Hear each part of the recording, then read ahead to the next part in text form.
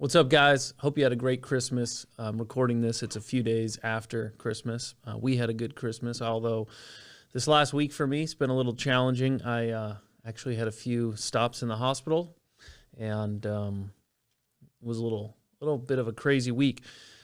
Seems to be that everything is okay. I don't know if it's just stress or what, but we got a lot going on, and so I'm sure that had something to do with why I was experiencing some of the things I was, but here I am trying to record another episode. I know I've promised you guys that I'd keep doing this, and so I want to try and make good on that promise. And this is another one of those weeks, second week in a row, where it's tough to know exactly what to talk about because there's so much going on. You could pick anything to talk about, and it would probably be worth talking about because we live in some crazy times right now. And it's tough, honestly, for me because I'm not a conspiracy theorist. I tend not to try and gravitate towards most of those things for obvious reasons.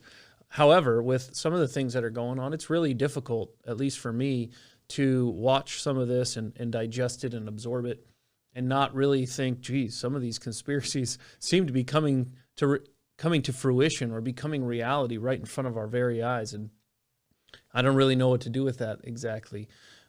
I think that there are certainly some powers that be that are trying to fundamentally change what America is, what America has been, what America, at least in my mind, should be.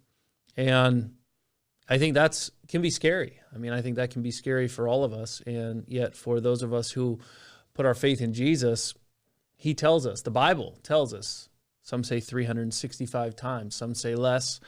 Nonetheless, the Bible tells us, do not fear.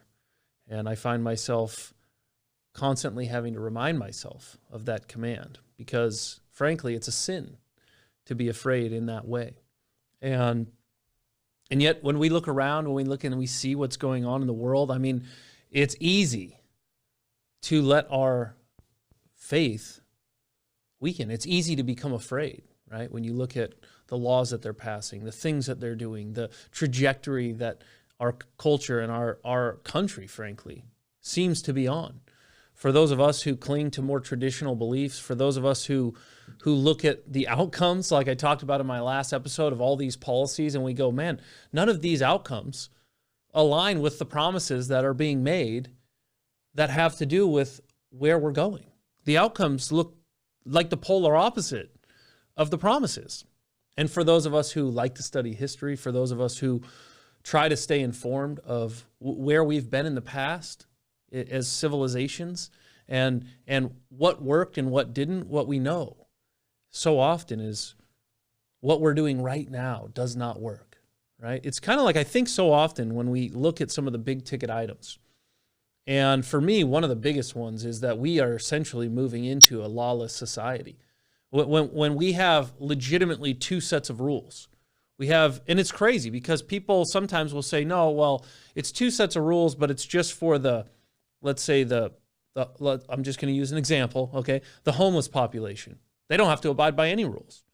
And yet the law-abiding citizens have to abide by all the rules. I think it's actually bigger than that. I think part of the problem is you have situations like the homeless population where like legitimately they don't have to obey any rules. I mean, think about this. I want to build a deck in my backyard and I have to go through a permitting process and I have to get vetted and sometimes I have to have engineering and hey, I might have to have a critical areas study and I might have to spend thousands of dollars and a whole bunch of time just to put a deck in my backyard. It's insanity. It's completely insane. And yet if you want to live in a homeless encampment, not only can you build whatever you want, you can do whatever you want, you can dump whatever you want, you can literally deal drugs, it doesn't matter. And for logical, sane people, we're like, what the heck is going on? That's insane. This is not what this country is about. Yes, do homeless folks in those examples have other challenges and should we be dealing with some of those challenges other ways? Totally. But there still should be the law. And if you're not going to enforce the law on one set of people, you shouldn't be enforcing the law on the other set. No, what you should be doing is enforcing the law for everyone the same. I'll give you another example. This is a real practical example. My wife's in Seattle for my sister's birthday over the weekend, or maybe it was last week, I don't remember. And they're outside of a restaurant, and they got to park kind of down the road, and they park on the sidewalk, and they go in and they eat, and they come back out, and you know what? Lo and behold, there's a parking ticket on the windshield. But right behind my wife's car is a motorhome that has legitimately probably been there for weeks, if not months. No parking ticket, nothing. They can stay there, they can live there, and they have some lame duck excuse about whatever that makes that okay. And yet for the law-abiding citizen, well, I guess in this case she didn't law-abide, but that's okay. She'll pay the ticket. But then there's a part of me that's like, well, maybe we shouldn't pay the ticket. Because, I mean, if they don't have to pay the ticket, then why is anybody getting a ticket? Why are we not treating people the same? What happened in this country? This is crazy. The reason that we are going down the path that we're going down is because we don't have accountability anymore. And what I started out with earlier in this little topic here was, but it's not just like homeless people or people who are struggling and then ordinary people. It's also the ultra powerful. They have their own set of rules, right? They can do things, they can get away with things, they can manipulate things, they can buy themselves out of things, and they have their own set of rules, and they don't get held accountable. So really, it's just us. It's like normal people trying to survive, trying to make it in life, and we're the only ones who are being held to any sort of standard, and nobody else gets held to a standard. And we wonder why things are so screwed up. Well, this country, a republic, a democratic republic, is built upon the law. And when you don't have the law, you don't have anything. I think of like children, right? I mean, if I raised my kids where I never had any discipline in their lives, they would be horrible people when they grew up. And you have this sector of, or this set of people out there who think that that's not true, who think that like, oh no, people are good. They're inherently great. And they're going to do the right thing and they're going to figure it out. And, you know, they might hit a few bumps along the road, but at the end of the day, they're gonna be okay, and civilization will be fine. And I'm sorry, but like human history proves the exact opposite of that. Human history proves that as we become more lawless, as we become more free to do whatever we want without any restraints, horrible, horrible things happen. And here, that's where we find ourselves right now.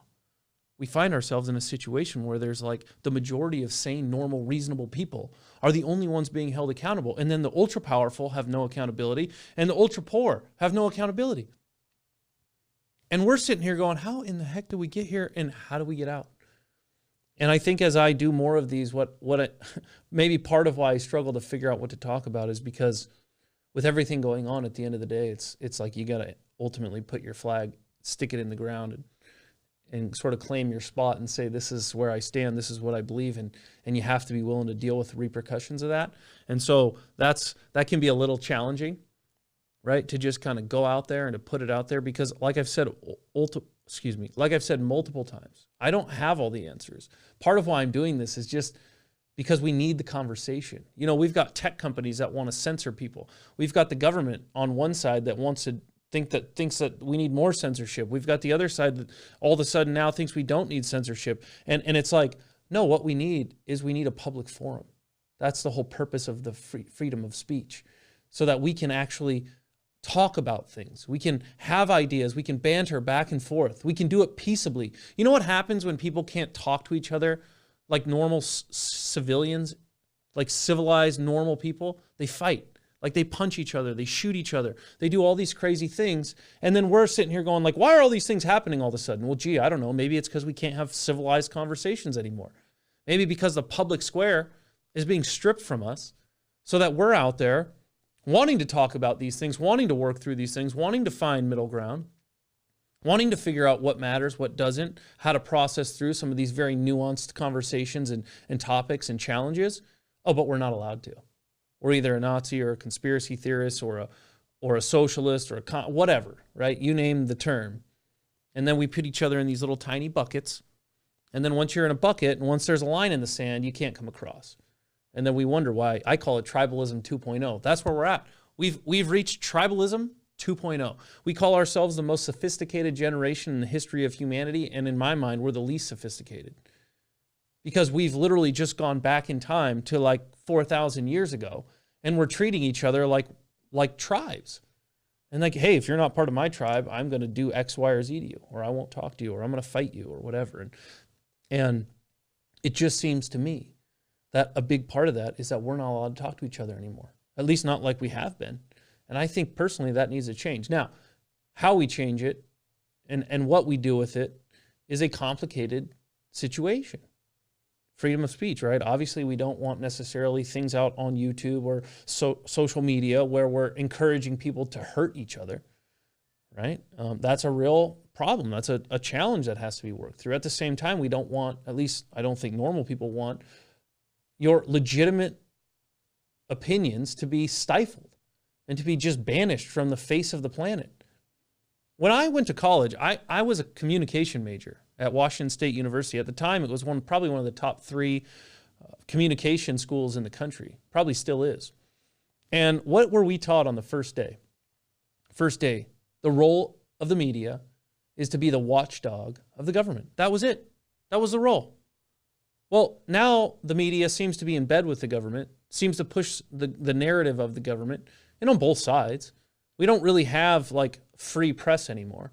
What we have is like what we had in the beginning of America, where we basically just have propaganda for each side, each party. And it's not working very well. And it's not working because people, like I said this before, we're in a truth war. What do you believe? How do you know what's true? I mean, you can pick any topic, like legitimately any topic. You can go on the internet, you can Google it, and you can find research and data that shows it's true and research and data that shows it's false. And then you're sitting there going, well, I don't know what to believe. I don't know how to believe. And then we don't teach kids anymore in school. At least it sure doesn't seem like we do. How to use like any reason in their thinking, any critical thinking tactics to determine and to discern what is true.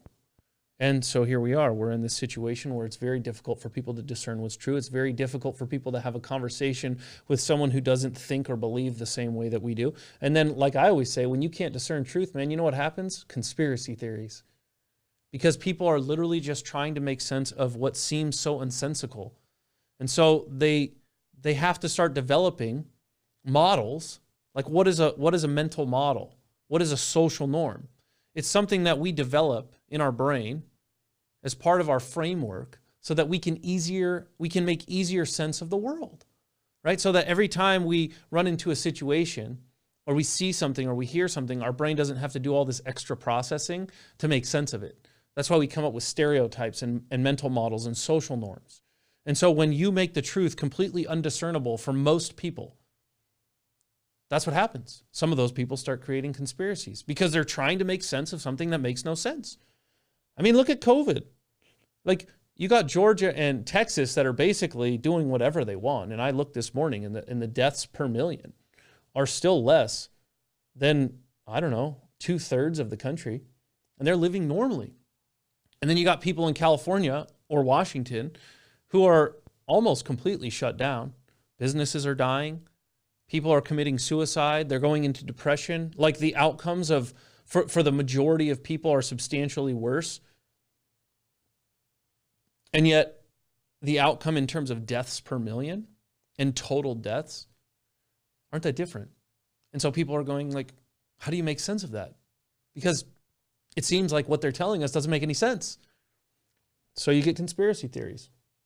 Like I said in the beginning, some of those seem to be coming true. I don't know how you don't look at it and see like, yeah, there is a reset going on. Is it the Great Reset? Some I don't know, organized tactical thing? I don't know. I have no idea, honestly. But it sure seems like they're pushing a certain agenda in certain places that do line up with when you go out and you actually read about, you know, what that Great Reset might be. I mean, honestly, it seems to line up. Again, I'm not saying that it's some coordinated effort on some broad level. And I was talking to somebody the other day. I think, honestly, some of the conspiracy theories that are out there, I don't think that it's necessarily most of the time like some, 5 people in a room trying to figure out how to organize this thing that ruins the world forever. Well, that might happen, but I don't think the execution of it typically happens that way. Instead, what I think so often happens is you have leadership that comes up with an idea, let's say communism. And what they do is they don't necessarily just go out and tell you they're going to indoctrinate you to be a communist. No, what they do is they get little snippets of their agenda and they start teaching it to people. But they call it something else. It's almost like a Trojan horse. Like they call it something else. They make it sound really good. And then they indoctrinate enough people along the way into that lane, into those ways of thinking. And before you know it, they didn't have to tell anybody they were a communist, but they have a whole bunch of communists, or at least a whole bunch of people who believe in things that are part of a communist agenda. And you're seeing that happen today. You're seeing that happen all over the country, especially in places like California and Oregon and Washington. And yeah, it's a crazy thing. It's a freaky thing.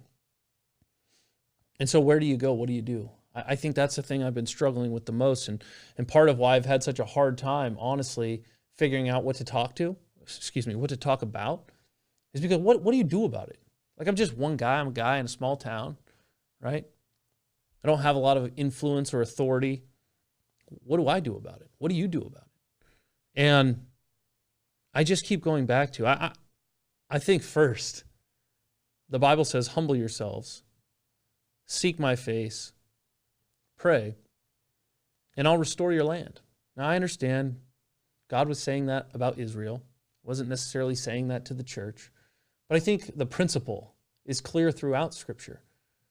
You know, a lot of us have wandered down paths that don't really line up with Scripture, that don't really line up with what we believe in, and maybe it's not super far off, but like you just go 1 or 2 degrees off and you go for miles and miles and miles, and before you know it, you're 60 miles from where you want to be. And I think so often in American and Western Christianity, that's where we found ourselves. We haven't stood up for what we know to be true or what we believe in. We've sort of let culture, we haven't even engaged in culture in most areas. We just let it railroad us. And now here we are. And I think part of it is like we're in culture.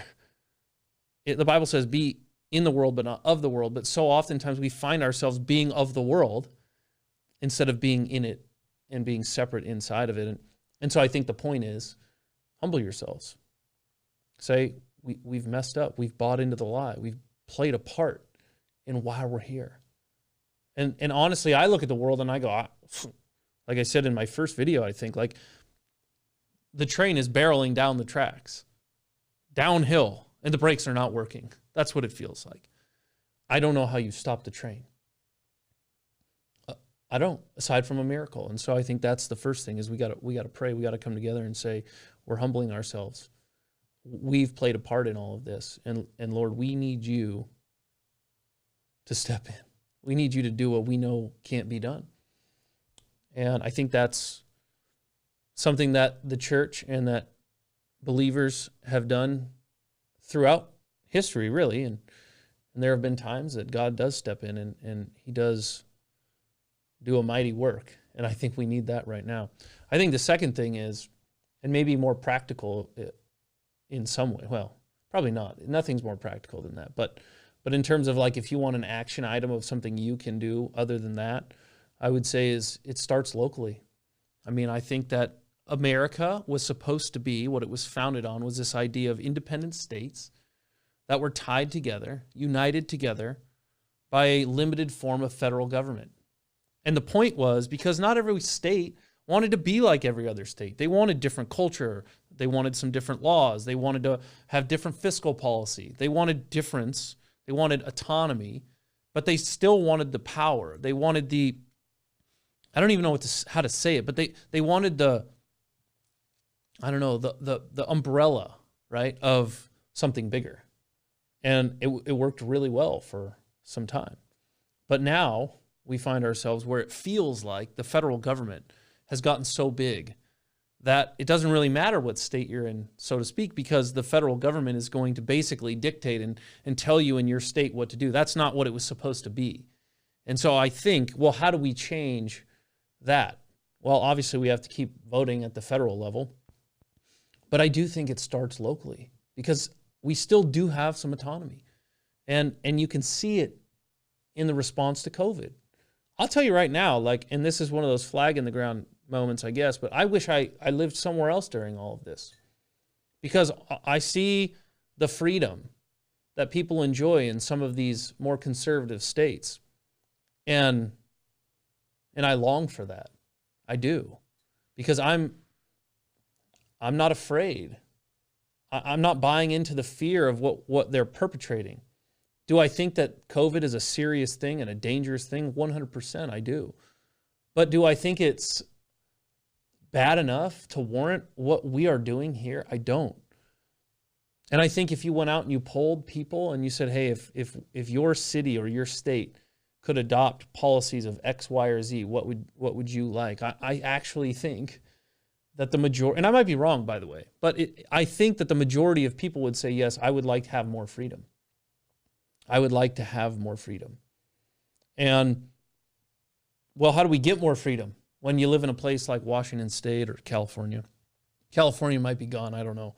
There's some crazy, I mean, I think Washington's crazy and California's gone completely insane. But we start with local elections. When you look at the stats and you see that like 20% of people vote for city council or county commissioner, it's ridiculous. And then we complain about why our cities are being overrun by homeless encampments or why socialist agendas are taking over. It's like, well, because those are the people that got voted for. And I will say that that side of the aisle is very good at organizing. They're always the same 20 or 30 people that show up at every city council meeting, every county commissioner meeting, and they're the loudest, most obnoxious. Not always obnoxious, but a lot of them are obnoxious, and they win. And then normal people like us, we don't show up because we got jobs and kids and lives. And so in some way, somehow, we've got to figure out how to actually organize and how to show up and how to fight back. And how to vote for people, and how to get more people to vote. Because honestly, if we can change our little city, well, your city and the things that your city adopts, or your county, if you're in the county, have the most impact on your daily life, on my daily life, period. More than the federal government, more than the state government. And if we can start with the city, very often, we just had a city council member here in Olympia, where I live, Olympia, Washington. Now she's a state representative. That's what happens, right? You put people in power and politics in your local jurisdiction, and if they're good at what they're doing, regardless of what side of the aisle you find them on, if their party thinks they're good at what they're doing, guess what? Promotion time. And so we have to start getting better at putting people on our city councils, at actually showing up to vote, at actually determining what our local policy looks like. We have to give a crap about local politics, more even than national politics. We got to do it. And I think if we do it, listen, like in City of Olympia, there's 7 council members. And all 7 of them, maybe 6, are pretty much in line with the socialist agenda. Well, how do you change the outcomes that you're seeing in the City of Olympia, which are not good by and large? Well, you get new leadership. You get 6 or 7 people on there that don't believe in socialism, that don't believe America is a country where socialist agendas are what we want.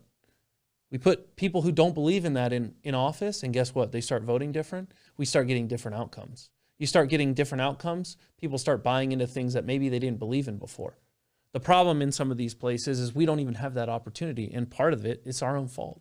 And then guess what? If that fails, then you move, right? And that's the reality. Like we all might get to a point where we just decide, where we have to decide. We don't want to, but where literally it just comes down to the point where, hey, we've tried everything we can. We've given it our all. We did not run away. We didn't run in fear, and we lost.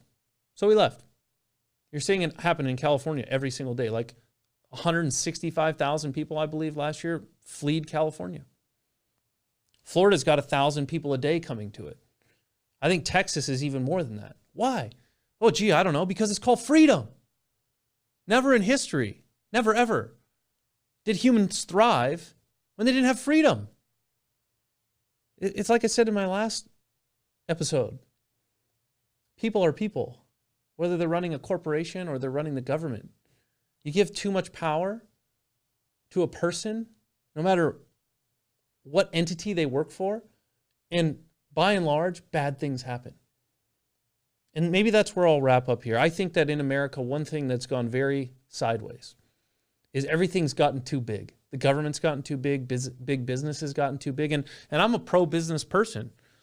But what people get a bad rap about capitalism because they think that what they're seeing in America is capitalism, and it could not be further from the truth. What we see today is not capitalism. It's fake capitalism. You know how I know? Because I get to see all the perks and all the side deals. Well, I don't get to see all of them, but right, I see enough of them to see that free market capitalism is like you go out on your own merits based on the problem that you solve. And if you solve a problem that a lot of people have, then guess what? You succeed. That's not what we have today.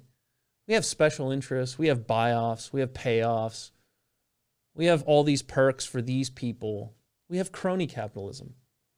And you know what? Crony capitalism doesn't help little guys like me in my business. It doesn't help people like you in your business. No, it helps big guys. I mean, I literally cannot get my head wrapped around this. So especially a place like Washington, they have come out, the political class, for as long as I can remember as an adult, and talked about how much they don't like big business. They have all these garbage slogans like shop locally and all this crap. And I agree with those things, except for they don't actually do them. You look at the lockdowns, who has succeeded? All the big businesses. Whose moats? Like, listen, we're going to talk about money at some point in this show. And Warren Buffett says the number one thing that you should look for in any business you invest in is a huge moat. You know what a moat is, right? Like the old castles, they had basically a river or a lake, a body of water around them. There's a moat. And the bigger it gets, the longer the bridge would have to be to penetrate the fortress, the castle, whatever, the town. In business, a competitive advantage, something that you can't just reproduce, is your moat. Guess what? Big business, huge business, the biggest businesses in the world, their moats are getting bigger and bigger and bigger because our elected officials won't let us go back to work because we're not essential, because our livelihood and the livelihood of our employees isn't essential. It's crazy. And so what happens? The little guys, they go out of business, and the big guys get bigger. But I thought you hated the big guys. I thought you were so pro-small business and so anti-big business, and yet everything you've done from a policy standpoint has only hurt small business and only made big business bigger. So which is it? You like big business or you don't like big business? You support small business or you don't? Because it can't be both. And based on your actions and the outcomes, it's not the small business. It's not positive small business. It's not. And it's frustrating to watch. And I keep going back to, I don't know, like we need the Freedom Party. That's what we need. Not the Democrats, not the Republicans. We need the Freedom Party. We need people that say, listen, we might not agree on all these sidebar issues, but what we do agree on is freedom. You should have the freedom to live your life inside of the bounds of the law. That's what you should get to do. And if you break the law, you pay the consequence. It doesn't matter if you're rich or you're poor, or you're powerful or you're not. You pay the consequence. We don't have that right now. And so when I look at where do we go from here? How do we change things? Obviously, I said we pray. We put our faith and our hope in the truth of God's word and the promises that are in there. We know that He is in control. He has a plan. And I know there are, and I've struggled with this my whole adult life, because there are those who say, don't get involved in politics. God's in control. You don't have to deal with that. And then there are others who say, no, you got to get involved. Because if you really love people, like you want them to be free. People think Jesus was a socialist, and it's like, well, it couldn't be further from the truth. And that's maybe another debate for another day. But the reality is Jesus was like all about freedom, your freedom to choose whether or not you believed in Him. If you didn't choose, that's fine. It's sad, but then you just bear the fruit of the decision. And if you do believe, then you bear the fruit of that decision. Some of that fruit doesn't grow, come to picking time until we die, right? But He was about freedom of choice. That's when people thrive. when we're free to choose, when we're free to choose to provide for our families, when we're free to choose to go to work tomorrow, when we're free to choose to go to church, when we're free to choose to have Christmas dinner, Thanksgiving dinner. I mean, we've just gotten to the point, and I know there's people that will listen to this and probably not like it, not agree with it. That's fine. I think that we can have conversations, and I'm not saying it's as black and white as you just get freedom to do anything you want. Like I said earlier, I think freedom to work within the bounds of the law. But here, let me tell you what I've been thinking about. Why is it? I mean, I understand the executive branch and their ability to invoke an executive order, right? Especially in times of crisis. Folks, we've been going on like 10 months. 10 months of a state of emergency, and many of these politicians have not, especially governors, have not even addressed Congress. They have not addressed the House. They have not addressed the Senate. They are just up there doing whatever the hell they want. That's not America. A state of emergency should not last, in my opinion, 10 months. I don't think that this country in the executive branch, I don't think the purpose of it was, hey, for 10 months you can be a dictator and call it a state of emergency. Because you know what? Here's what I've learned about politics. Here's what I've learned about the letter of the law in what I do for work. Once they find a loophole, they exploit it over and over and over and over again. And I see it happen every day. So this time it's a pandemic. Next time it'll be something else. Next time it'll be something else. And they'll just keep taking advantage of that loophole until we stop them. Until we vote for a law, until we have them pass a law that says, listen, yeah, you can have a state of emergency power. And then after, I don't know, let's say a month, it's got to go through a legislative process. You want to shut down everyone's business? Pass a law. Let the people who are supposed to be represented by their representatives have a say in how they're to be governed and how they're to be ruled. And do not continue to just say, oh, but we have to protect the vulnerable. Yes, we do. There's debate, and there should be debate on an open floor about exactly how we do that. And yet we've had none of that debate. None. Because dictators want to be dictators. Because when you give too much power to one person, boy, they'll exploit it. It's human nature. And so, I guess to wrap this up, I would say that for me, I have to sort of lean into the hope that at some point, and I don't know where rock bottom is for us, but I've had addiction in my family that I've lived through. And what I've learned about addiction, and maybe you have as well, is usually it takes rock bottom, which is very sad and very scary. Because rock bottom is never a great place. It's usually a horrible place. And I look at America, and I look at the state of Washington and California and some of these other crazy states, and I go, it's going to take rock bottom. Do I want to be here for rock bottom? Not really. Do I want to bail on it? Not really. I don't know what to do. Maybe you. I mean, so many of my friends, so many people I talk to on a consistent basis don't know what to do. And so I look at this and I say, I don't know where rock bottom is. I don't know if it's California going bankrupt. I don't know. But at some point, we're going to hit rock bottom. And what I know is that every human, every single one of us, has an innate desire to be free. We do. We want to be free. And at some point, the weight of being ruled will get so heavy that people will stand up and say, okay, no more. We want freedom. We want freedom. We don't want you, single person, or you 5 people. Like, think about, there's 500 and something, I don't know the exact total, 500 and something congressmen and women and senators at the federal level dictating how we live our lives. 330 million people. It might be more, but it's something like that. It's not very many is the point. And at some point, the 330 million people are going to wake up and say, wait a minute, we want freedom. And I think you're seeing it happen. I think that the longer these edicts continue, the more it will speed up. And so for us Christians, how do we walk through this? Do we engage? Do we not engage? Jesus said, if my world were, or if my kingdom was of this world, I would fight, but it's not, so I'm not. What do we do? I'll leave you with this. I don't know if this is right. I don't know if this is wrong, but this is what I think about a lot of times. God says, love the Lord your God with all your heart, all your soul, all your mind, all your strength. Love your neighbor as yourself, right? Those are the two commandments. He said all the law, all the prophets can be summed up in basically that. And I think now what we do is we debate over what the word love means.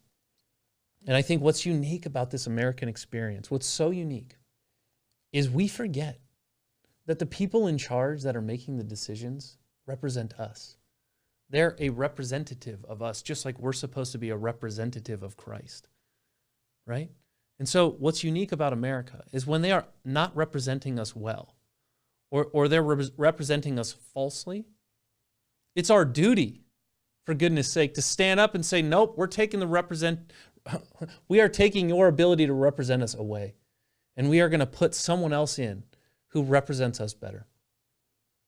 That's where we're at. That's why I think we have to be involved. We have to be active, because guess what? Here's what I know. Here's what I promise. If we really love our neighbor and we see that, hey, if we keep going down this road, more of our neighbors will be homeless and on the streets. More of our neighbors will be getting involved in physical combat, conflict.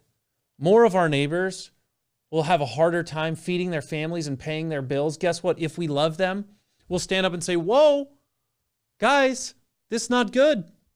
We got to go a different direction. And I think that we can do that. I think that we can do that in a way that, like I started this whole thing off, that's patient and kind and gentle,